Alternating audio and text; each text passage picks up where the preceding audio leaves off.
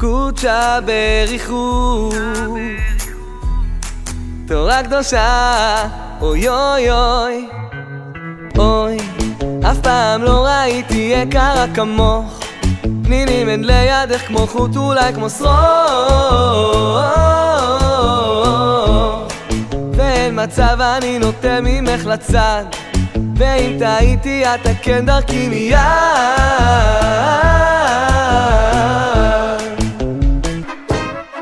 אני מרגיש שאת מראה לי פה את דרך האמת, מהו טוב ומה ישר, אפילו מה נחשב לחטא, מה שוגג ומה מזיד ומה נסתר גם מליבו של האדם.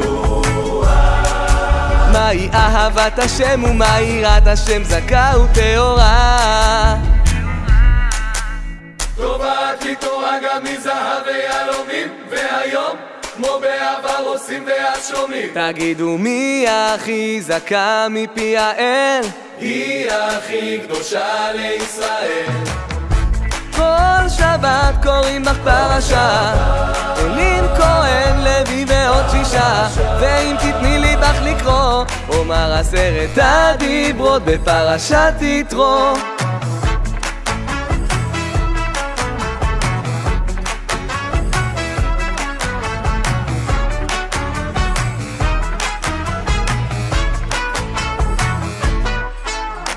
תני לי רק כמה שעות ואלמד בלי יצר וגם בלי תאוות, תוספות עליי ורש"י ודאי למדנו.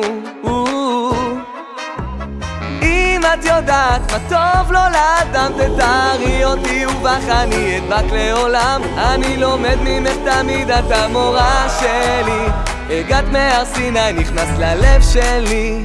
טובת לי תורה גם מזהב ויהלומים, והיום כמו בעבר עושים ואז שומעים. תגידו מי הכי זכה מפי האל? היא הכי קדושה לישראל.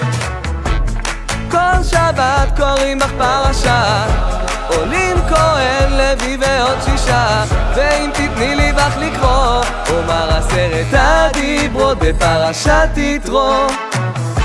כל הלכה שבך וגם כל חוק, נמשך לדבש את נביאה מתוק, ובתיקון לשבועות הלילה זה אני ואת לא הולכים לישון.